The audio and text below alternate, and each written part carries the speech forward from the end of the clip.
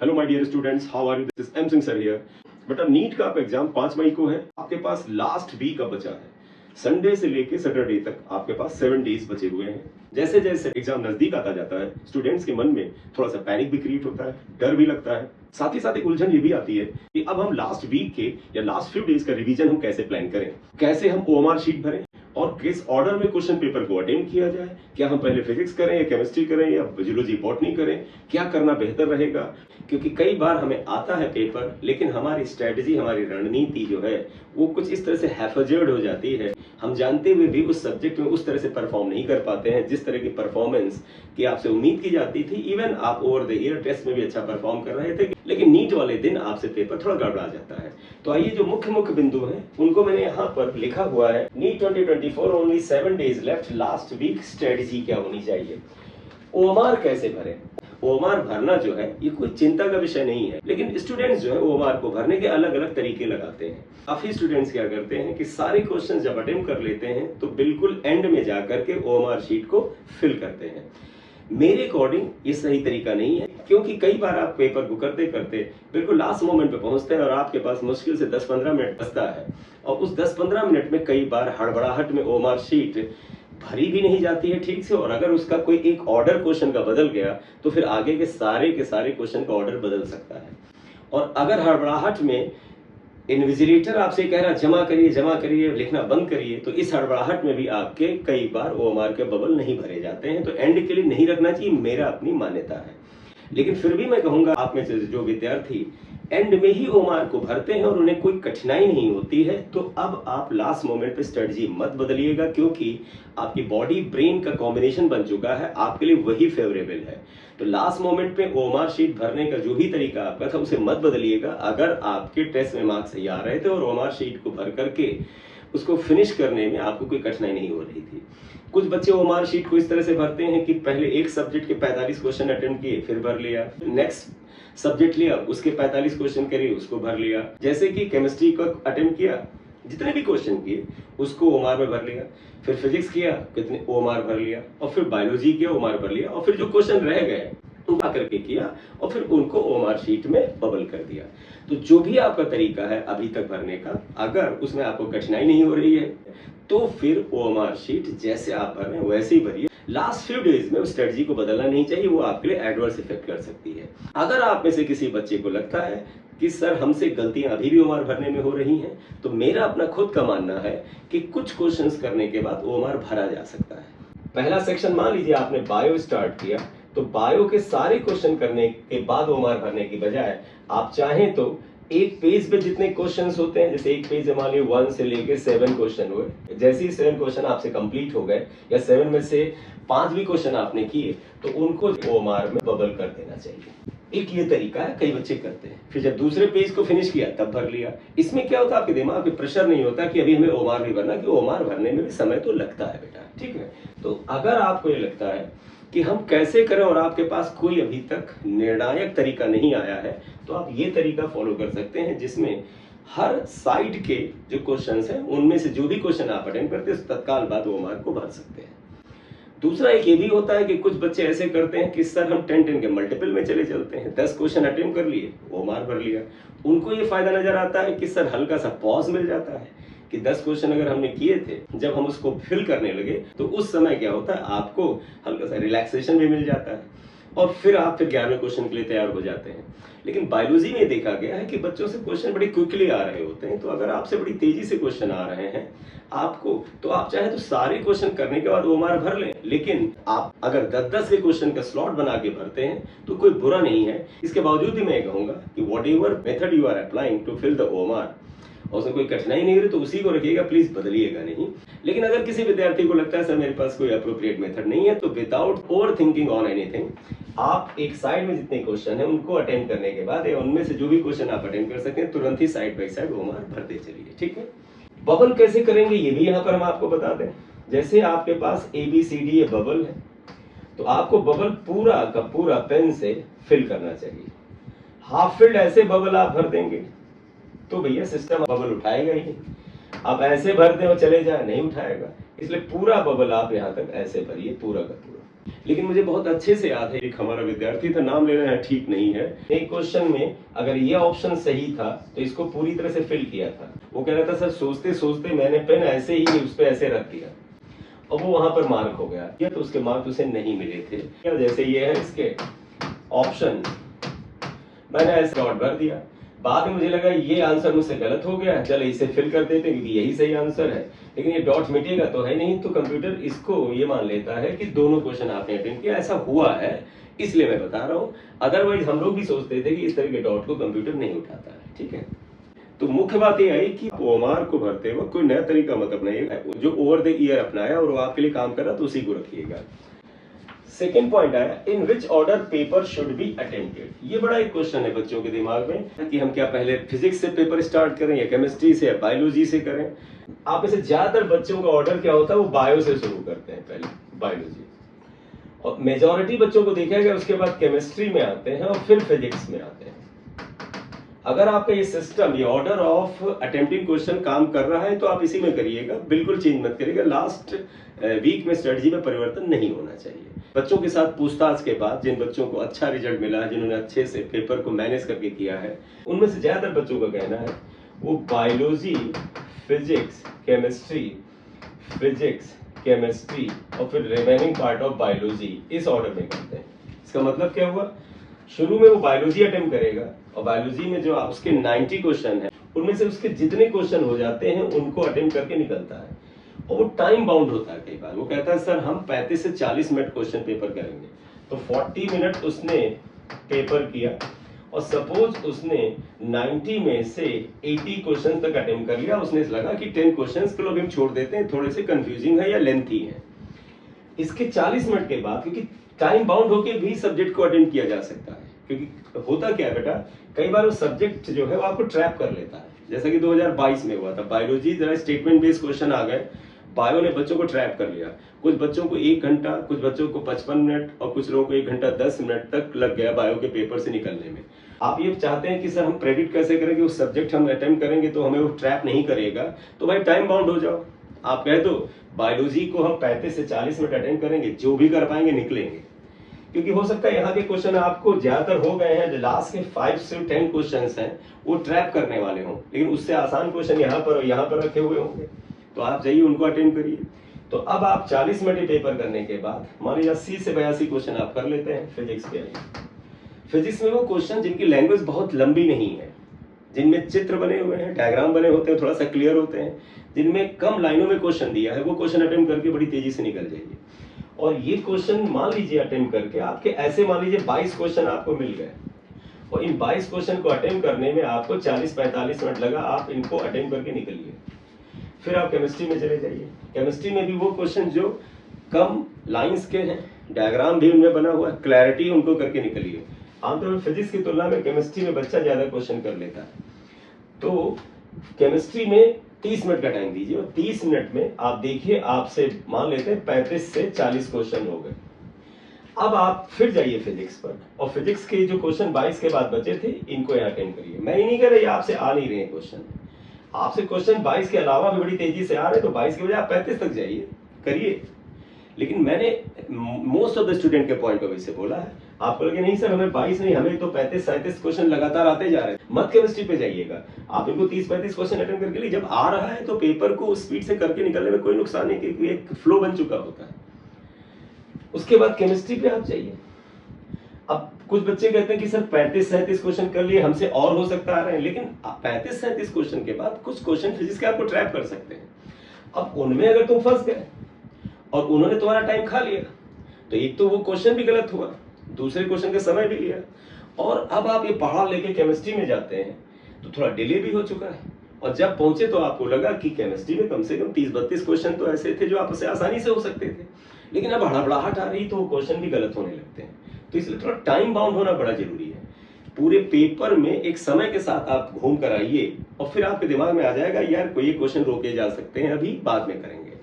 तो खैर वापस आते हैं, 40 मिनट के आसपास बायोलॉजी किया, फिर आपने मान लेते हैं 30-35 मिनट फिजिक्स किया, जो भी क्वेश्चन 22, 24, 25, 30 हो जाए। मैं जनरल स्टूडेंट के पॉइंट से 22 बोल रहा हूँ, जो बच्चा अच्छी फिजिक्स करता है वो 30-35 क्वेश्चन इतनी देर में कर ले जाता है। फिर आप केमिस्ट्री पे आइए, जो क्वेश्चन हो जाए, मोनोटोनस भी हो जाता है, कई बार एक ही सब्जेक्ट को लगातार करते रहिए, ऊबते हैं, तो इसलिए भी निकलने में फायदा है। अब जो remaining part of the physics के क्वेश्चन है वो 22 के बाद के हैं या 35 के बाद के हैं, वो करिए। तो जो क्वेश्चन हो जाए उनको एंड तक करके जाइए। मतलब कोशिश करिए अब जब फिजिक्स पे आइए तो जितने क्वेश्चन तुमसे हो सकते हैं वो सारे करिए, और पूरे क्वेश्चन आ रहे तो पूरे करिए। फिर केमिस्ट्री पे फिर आइए, क्योंकि केमिस्ट्री के कुछ क्वेश्चन अभी आपके छूटे थे, हो सकता है सारे क्वेश्चन ना बने, 2-3 ना बने, छोड़ दीजिए। फिर अब बायोलॉजी के जो क्वेश्चन थे ये आइए। अब कुछ लोगों का कहना है कि बायोलॉजी एंड में क्यों छोड़ी, लास्ट के 20-25 मिनट में या आधे घंटे में अगर फिजिक्स जैसे सब्जेक्ट के क्वेश्चंस, क्योंकि वो सिलेक्टेड क्वेश्चंस है, आपने अच्छे क्वेश्चन जो तेरे से हो जाते थे वो कर डाले हैं, अब वो सिलेक्टेड क्वेश्चंस हैं जो आपके लिए थोड़ी तकलीफ देते हैं, तो आखिरी आधे घंटे में, आखिरी 35 मिनट में, 25 मिनट में फिजिक्स के क्वेश्चन निकलने मुश्किल होने लगते हैं, क्योंकि एक तो चैलेंजिंग क्वेश्चन है और आप कर रहे हैं, हड़बड़ाहट भी है कि टाइम कम है तो नहीं निकलते हैं।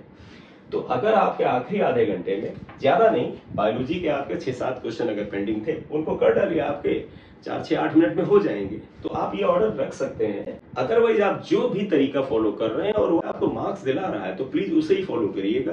किसी के भी कहने से मेथड को मत बदलिएगा, चाहे वो आपके स्कूल का या आपकी कोचिंग का या आपके आसपास का टॉपर बच्चा हो तो 720 में 720 नंबर टेस्ट में ला रहा हो, उसके हिसाब से भी स्ट्रेटजी मत बदलिएगा, मेरे हिसाब से भी बदलिएगा। स्ट्रेटजी आपकी होनी चाहिए, अगर वो काम करे तो बिल्कुल नहीं बदलना चाहिए, ठीक है। हाँ, एक और सुझाव है, अगर आपको लगता है कि हाँ ये सब तरीका मैं अपनाना चाहता हूँ, आपके मान लीजिए थोड़े कम नंबर आ रहे हैं, अपनाना चाहते हैं, तो अगले एक हफ्ते में कम से कम 3-4 टेस्ट दे करके अप्लाई करके देखिएगा क्या आपके लिए सही पड़ रहा है मेथड, तब करिएगा, ठीक है। लास्ट वीक रिवीजन क्या करें, ये जो शॉर्ट नोट्स आपने बनाए होंगे, अब आपको लास्ट वीक में, मैं 7 दिन तो ना मानता हूं, लेकिन मैं कहता हूं कि आखिरी के 4 दिन, सैटरडे को आप 4 दिन में मत जोड़ें, आखिरी के 4 दिन में आप शॉर्ट नोट्स की पढ़ाई करें। लेकिन ये तभी काम करता है शॉर्ट नोट्स की पढ़ाई जब आपने उस आखिरी के 4 दिन या 5 दिन से पहले तक आपने डिटेल्ड एंड डीप रिवीजन कर रखा है। अब यह है कि टेस्ट कितने दें, 28 को संडे है, 29 को मंडे है, 30 को ट्यूसडे है, ट्यूसडे तक जो भी आप 1-2 टेस्ट दे सकते हैं वो दे दीजिए। उसके बाद Wednesday, Thursday, Friday, Saturday test बिल्कुल नहीं देना चाहिए, क्योंकि इन नजदीक के टाइम में अगर टेस्ट में मार्क्स ज्यादा आ जाते हैं तो अननेसेसरी एक घमंड भी आता है, वो भी नुकसानदेह है। और अगर भगवान न करे कोई टेस्ट एक्सपेरिमेंटल तरह का पड़ गया जिसमें कि unnecessary out of course question उसके अंदर मिल गए, पुराने जो सिलेबस थे उसके क्वेश्चन उसमें पड़े मिल गए, तो वो नंबर अगर आपको कम दे गया तो लास्ट 3 डेज 4 डेज में आपके मन में बहुत तगड़ा पैनिक आएगा कि मेरी तैयारी खराब तो नहीं है। इसलिए लास्ट 4 डेज में कोई टेस्ट नहीं देना चाहिए। अच्छा सा रिवीजन जो आपने कर रखा उसके शॉर्ट नोट से पढ़ लीजिए, और साथ ही साथ जो ओवर द ईयर आपने टेस्ट दिए थे उसमें अगर फुल सिलेबस के जो टेस्ट थे उनमें से उन क्वेश्चंस को जिनमें आप फंसे थे और उनको आपने वहां मार्क कर रखा था, उनको आपने घर पे आके सॉल्व भी किया था, तो उन क्वेश्चंस का सलूशन भी आखिरी 3-4 डेज में अच्छे से देख लीजिए, क्योंकि जो क्वेश्चन तुमको टेस्ट में फंसे थे वो नीट के एग्जाम के दौरान भी फंस सकते हैं। और अगर उन क्वेश्चंस को घर पे आने के बाद आपने अटेंड किया था और उनका सलूशन आपने वहां कहीं पर किसी तरह से लिख रखा था, तो ऐसे क्वेश्चंस को उन टेस्ट पेपर में से देख लेना चाहिए, क्योंकि जो क्वेश्चन आपको टेस्ट के दौरान फंसा रहा था वो नीट में भी फंसा सकता है, और नीट का फाइनल एग्जाम का प्रेशर भी बहुत ज्यादा होता है बेटा, ठीक है। नेक्स्ट आइएगा, how many test in last week, इसका भी आंसर मैंने कर दिया है कि बस ट्यूसडे तक टेस्ट दे दीजिएगा, Wednesday, Thursday, Friday, Saturday test नहीं देना चाहिए। कुछ बच्चे एक्स्ट्रा ऑर्डिनरी होते हैं, उनको लगता है सर हमें टेस्ट देने में, मार्क्स कम आने में, ज्यादा आने में कोई फर्क नहीं पड़ता, वो दे सकते हैं। आपकी पर्सनल स्ट्रेटजी पर्सनल हो सकती है, आप सैटरडे तक भी टेस्ट देके जा सकते हैं अगर आप उनमें आए हुए मार्क्स से प्रभावित नहीं होते हैं, ठीक। एग्जाम से एक दिन पहले कम पढ़ें, मतलब कोशिश करिए आपकी रिवीजन की, शॉर्ट नोट्स की जो तैयारी है, इन क्वेश्चंस की जो तैयारी है, ये फ्राइडे की रात तक आप कंप्लीट कर लीजिए, ठीक है। सैटरडे खाली नहीं बैठना है, लेकिन सैटरडे को आपका दिमाग ऐसे फ्री होना चाहिए कि मैंने जो सोचा था वो सब तैयार कर लिया है, अब लास्ट टाइम में क्या करते हैं, शॉर्ट नोट्स को एक बार फिर से देख लेते हैं। ऑब्वियसली बात, अगर आप फ्राइडे की इवनिंग तक सब कुछ खत्म करना चाहेंगे तो आपको पता है कि जिस दिन हम काम को फिनिश करना चाहते हैं उससे 4-6 घंटे ज्यादा ही लगते हैं। तो ऐसा करने से क्या होगा कि जब आप फ्राइडे को सब कुछ कंप्लीट करके रखना चाहेंगे तो सैटरडे के दिन में थोड़ा सा कम काम ही पेंडिंग बचेगा, तो आपको पैनिक नहीं होगा, आपको कष्ट नहीं होगा। जैसे जैसे एग्जाम आ रहे हैं, ज्यादातर बच्चा कहता है डर लग रहा है, क्या करें सर? डर बेटा एक देखिएगा, उन बच्चों को ही ज्यादा डर लग रहा है जिनकी तैयारी अच्छी है। अगर आप पूरे साल अच्छे से पढ़ते आए हैं, टेस्ट भी दे रहे हैं, आपके मार्क्स भी आ रहे हैं, और जिन बच्चों के 550 से ऊपर मार्क्स आ रहे हैं और जिनके 600 से ऊपर मार्क्स आ रहे हैं, फिर वो चाहे 720 भी आ रहे हो, इन बच्चों को तो डर लगना लाजमी है। क्योंकि जब आप कंपटीशन में होते हैं तो खोने का डर होता है, और खोने का डर आप ही को नहीं सबको होता है। तो डर लगना जो है ये कोई अप्रत्याशित चीज नहीं है, इस सभी को लगता है जो कंपटीशन में है। जो ऑल इंडिया फर्स्ट रैंक लाएगा या जो ऑल इंडिया टॉप 10 में बच्चे होंगे उनको भी डर लग रहा होगा। तो डर लगना बेटा एक स्वाभाविक प्रक्रिया है। If you are good in studies, you have prepared well, और आप एक्सपेक्टेशंस अपने से रखते हैं और आपके पेरेंट्स रखते हैं, आपके टीचर रखते हैं on the basis of your over the year performance, तो डर तो लगना स्वाभाविक है, उसे लगने दीजिए। बस दबाव मत लीजिए, टूटिए नहीं। कई बच्चा ये कहता है कि सर ऐसा लगता है कि जो कल तक पढ़ा था आज भूल रहा हूँ। ये लगता है सिर्फ जब आपको एग्जामिनेशन के दौरान पेपर आएगा और उसका क्वेश्चन आप पढ़ेंगे तो जो कुछ भी उससे रिलेटेड आपने रिवाइज किया वो सब दिमाग में खटाखट आता जाएगा। तो ये सब चीजें बड़ी नेचुरल है, सभी को लगती है। ठीक, how to manage the risk. Risk क्या है? एग्जाम में जब आप जाते हैं तो एक चीज याद देखिए बेटा, आप ये नहीं प्रेडिक्ट कर सकते कि पिछले साल जैसा आसान या टफ पेपर आएगा। 2023 का नीट का पेपर आसान था, आप केवल ये एक्सपेक्ट कर सकते हैं कि पिछले साल जैसा पेपर हो, क्या पता वो टफ आ जाए।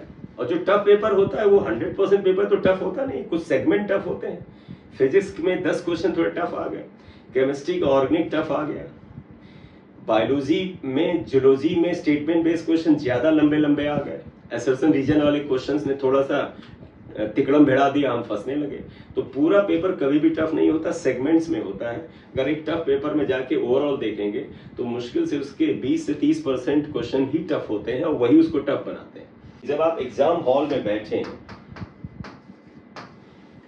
तो अगर आपको पेपर टफ लग रहा है तो आपको कोई बताने वाला वहां पर नहीं है कि हाँ बेटा पेपर असल में टफ है, सबको लग रहा है, कोई नहीं बताएगा आपको।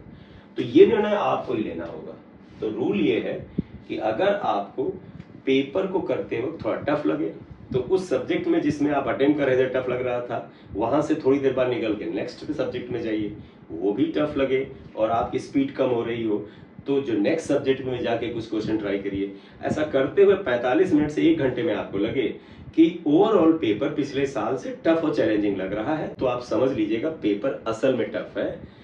आप ये मत समझिएगा आपको ही टफ लग रहा है। कि कई बच्चा सोचता है कि मुझसे ही नहीं हो पा रहा है, शायद मेरा दिमाग ही इस समय नहीं काम कर रहा तो मुझे पेपर टफ लग रहा है। जब आप एग्जाम हॉल से बाहर 3 घंटे 20 मिनट के बाद निकलेंगे और जब 4 लोगों से पूछेंगे तो पता चलेगा पेपर असल में टफ था। और टफ पेपर को थोड़ा सावधानी से किया जाता है और कुछ क्वेश्चंस जो बहुत ही ज्यादा टफ लग रहे हैं उनको छोड़ दिया जाता है और ये सोचे बगैर कि हमसे नहीं हो रहा और लोगों से हो रहा है। नहीं बेटा, जब बाहर निकलोगे पता चलेगा किसी से नहीं हो रहा था वो क्वेश्चन। तो if paper looks tough to you तो वो सबके लिए टफ है, थोड़ा संभल के करते रहिए, मेरिट गिरेगी। और अगर पेपर आसान लगे तो आप कूदने मत लगिएगा कि सब मुझे ही आता है और किसी को आता नहीं होगा, मैंने ही बड़ी अच्छी तैयारी की है, क्योंकि वहां कोई आपको बताने वाला नहीं कि पेपर सबको आसान लग रहा है। तो इसलिए अगर आसान पेपर लगे तो तेजी से सॉल्व करिए, 100% पेपर करने की कोशिश करिए, 720 नंबर का पेपर करने की कोशिश करिए। लेकिन जिस जगह पर सावधानी बरतने की जरूरत है, कुछ क्वेश्चन में डाउट आए वहां पर बिल्कुल संभल के पेपर करिए। अगर आप मान लीजिए पेपर करते हैं बेटा, आप में से जो अच्छे बच्चे उनके लिए बताएं, आपको लगे कि सर हमने 700 मार्क्स का पेपर अटेम्प्ट कर डाला है, अब इसमें से कुछ गलत हो सकते हैं लेकिन आपको लगे 700 मार्क्स का क्वेश्चन हमने अटेम्प्ट कर डाला है। अब 700 के ऊपर 720 मार्क्स तक जाने के लिए सिर्फ 5 ही क्वेश्चन और बचे, और अब आपको मन में लगेगा कि यार हमने सिर्फ 5 क्वेश्चन छोड़ के सारे अटेम्प्ट कर डाले और मुझे उम्मीद है कि ये सारे क्वेश्चन मेरे सही होंगे। हो सकता है मैनुअली 1-2 गलत हो जाए लेकिन मन में तो है कि सारे ही सही होंगे। तो बाकी के 5 क्वेश्चन अटेम्प्ट करने से डरता है बच्चा, थोड़े चैलेंजिंग होंगे तभी तो छूटे हैं, तो उसे लगता है कि क्या ना अटेम्प्ट करें। तो मेरा मानना है कि अब आखिरी में 4 या 5 क्वेश्चन बचता है, उन क्वेश्चंस को ट्राई करना चाहिए, क्योंकि जो बच्चा यहां तक आ जाता है 700 मार्क्स तक, वो अगर ये 5 क्वेश्चन अटेम्प्ट करेगा तो तुक्के से तो नहीं करेगा, बच्चा तो होशियार है। तो जब सोच समझ के 5 क्वेश्चन करेगा हो सकता है 5 क्वेश्चन सही हो जाए, तो आप 720 का खेल खेल सकते हैं। और मान लीजिए इसमें से, क्योंकि आप होशियार बच्चे, आप ऐसा तो ही नहीं 720 नंबर लाना कोई बच्चों का खेल तो है नहीं। 5 अटेम्प्ट किया, बड़ी समझदारी से दिमाग लगा के करेंगे और तब तक आप मार भी नहीं करेंगे, मुझे पता, जब तक कि आपका जो रिस्क फैक्टर है वो सही होने की तरफ ज्यादा इंडिकेटर ना दे रहा हो। आपको लगेगा नहीं चांस सही होने के ज्यादा है, चलो लगाते हैं। तो 5 में से अगर 3 क्वेश्चन सही हो गए तो 3 4 जा 12 मार्क्स आ गए आपके। 2 गलत हुए -2 हो गए, तो 10 मार्क्स तो मिल ही जा रहे हैं ना। तो 700 में 10 मार्क्स है, 710 पे आप आ जाएंगे। आप कहोगे इतनी अच्छी किस्मत नहीं, 3 सही में भाई 2 सही कर लेते हैं, जरा देख लीजिएगा। मान लीजिए आपके 2 ही क्वेश्चन सही हुए आखिरी 5 में से, तो 2 4 जा क्या हुआ 8 हुआ। 3 गलत हुए -3 तो भी 5 आ रहे हैं, तो इसके चांस ज्यादा है। आपको लगे एक ही सही होगा तो चलिए 1 4 जा 4 और 4 गलत होंगे तो 0 है, तो कोई बात नहीं, यहीं पे बैठे रहोगे। तो इस वीडियो में बेटा आपको लास्ट वीक में किस तरह के प्रिकॉशंस लेने की कोशिश करनी चाहिए वो आपको बता दिया है। इनमें से जो पॉइंट आपके लिए फेवरेबल लगे आप उसे लगाइए, लेकिन किसी से इन्फ्लुएंस होकर के अपनी स्ट्रेटजी में बिल्कुल चेंज मत करिएगा अगर वो काम कर रही है। मैं किसी को भी लास्ट मोमेंट पर लास्ट 10 डेज में छोड़िए, मैं तो लास्ट 1 महीने में भी स्ट्रेटजी चेंज करने का सजेशन नहीं देता हूं, क्योंकि वो काम कर रही है। केवल कुछ लालच में कि सर हमारे 680 मार्क्स आ रहे हैं, आखिरी 1 महीना है, मैं 700 तक जाना चाहता हूं, इसलिए स्ट्रेटजी मत बदलना, क्योंकि 680 से 640 पे भी आ सकते हो आप। बस केवल और केवल अपनी नेगेटिव मार्किंग रोकने की कोशिश करनी चाहिए। नेगेटिव मार्किंग रोकने का एक ही तरीका है, more revision and good analysis of the test paper. ठीक है, thank you very much for watching the video. आपका कोई क्वेरी हो, आपको इसमें से लेकर के किसी पॉइंट पर आपके अपने खुद की अपनी कोई स्ट्रेटजी हो, विचार हो जो आप शेयर करना चाहते हैं, तो कमेंट बॉक्स में लिख करके शेयर कर सकते हैं। All the best for your NEET 2024 examination. Thank you very much.